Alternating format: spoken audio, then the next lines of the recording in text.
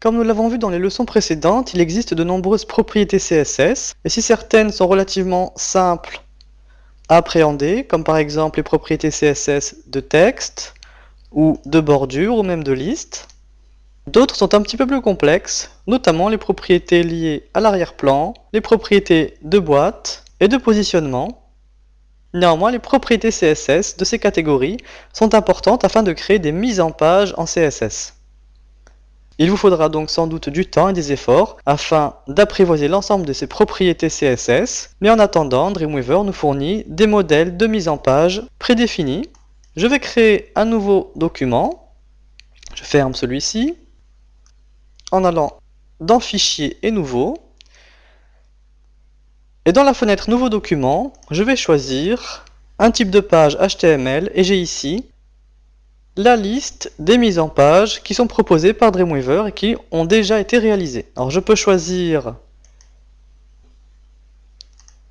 ces différentes mises en page en fonction de la maquette de mon site que j'aurais réalisée au préalable à l'aide d'un logiciel comme Photoshop ou Illustrator.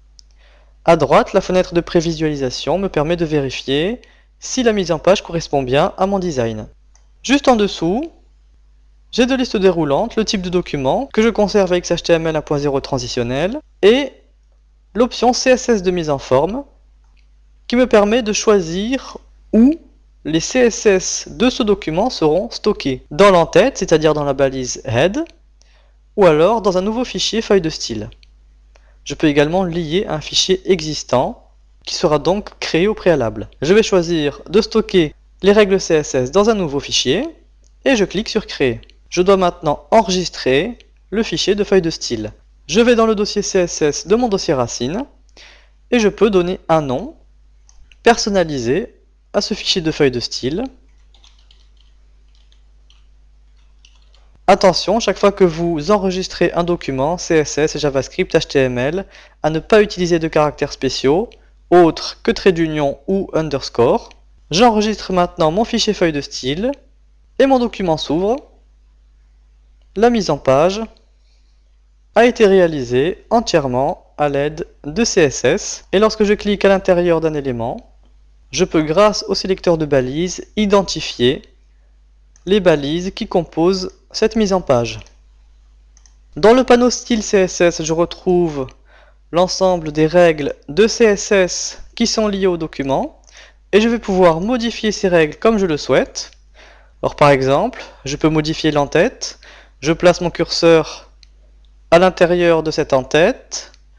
Avec le sélecteur de balises, je peux sélectionner les différents éléments autour de mon curseur. Alors le premier, c'est une balise H1, ce n'est pas celle-ci qui m'intéresse. Juste au-dessus, j'ai une div dont l'idée est header.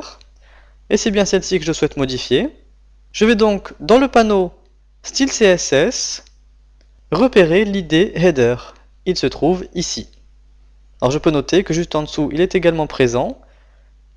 Mais cette règle permet de définir la balise H1 qui se trouve dans la balise dont l'idée est header. Je vais donc modifier cette entête. Je vais double-cliquer sur cette règle. Et je vais choisir, par exemple, une nouvelle couleur pour l'arrière-plan.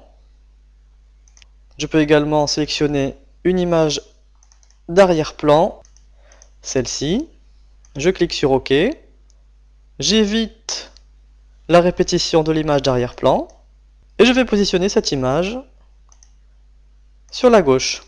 Je peux également modifier, dans la catégorie boîte, la hauteur de cette entête.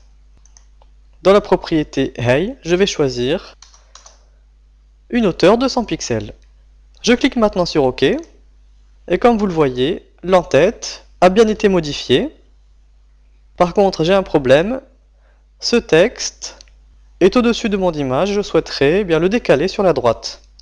Je vais donc repérer quelle est la balise que je dois modifier. Il s'agit de la balise HA à l'intérieur de ma div header. Je l'ai déjà repérée dans mon panneau de style CSS. C'est celle-ci. Je double-clique. Et dans la catégorie boîte, je vais ajouter une marge qui est de 0 sur tous les côtés de l'élément. Je vais donc décocher idem pour tous et je choisis une marge gauche de 150 et l'unité pixel. Je clique sur OK. Et maintenant, mon texte ne survole plus l'image puisque sa marge gauche a été augmentée de 150 pixels. Je vais enregistrer ce document que je vais nommer mise en page.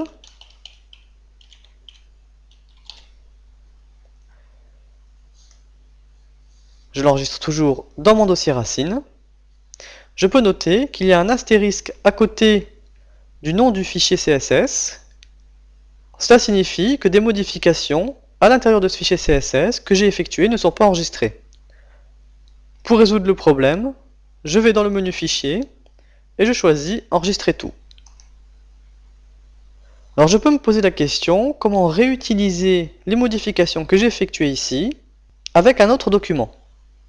La réponse est simple, je vais retourner dans le menu Fichier et je vais cliquer sur Nouveau.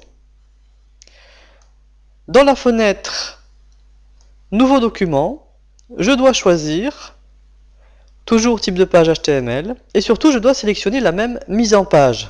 Ici, elle est présélectionnée par défaut. Ensuite, dans l'option CSS de mise en forme, au lieu de créer un nouveau fichier, je vais lier le document HTML à un fichier CSS existant, celui que j'ai déjà créé et modifié. Je vais maintenant sélectionner le fichier en cliquant sur l'icône Lien. Je parcours mon dossier racine, je suis bien dans mon dossier CSS à l'intérieur de mon dossier racine, et j'ai ici le fichier feuille de style CSS que j'ai déjà enregistré et que j'ai modifié. Je vais cliquer sur OK. Dreamweaver me prévient que le chemin ne sera pas correct tant que mon document HTML ne sera pas enregistré. Je clique à nouveau sur OK, puis une nouvelle fois sur OK. Je remarque ici que dans le cadre d'information, j'ai le nom de mon site Dreamweaver, le dossier CSS et le nom du fichier CSS qui sera lié au document. Je clique sur Créer et je vais immédiatement enregistrer ce document afin que les chemins soient corrects. Je vais donc dans Fichier, puis Enregistrer. Et je vais le nommer mise en page 2. Alors je peux remarquer que le fichier est similaire au premier, néanmoins je peux en modifier le contenu.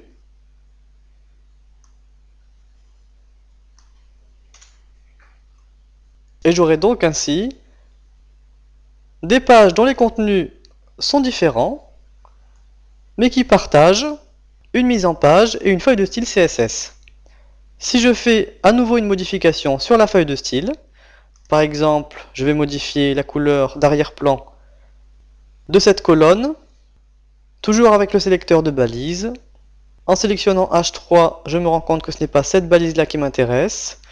Je sélectionne le parent, c'est la div dont l'idée est sidebar 1, et c'est bien celle-ci que je souhaite modifier. Je la repère dans mon panneau style CSS, elle est ici. Je double-clique et je peux modifier la couleur d'arrière-plan. Je vais choisir à nouveau un bleu. Je clique sur OK. Et la modification que j'ai apportée à cette règle de la feuille de style mise en page affecte mes deux documents.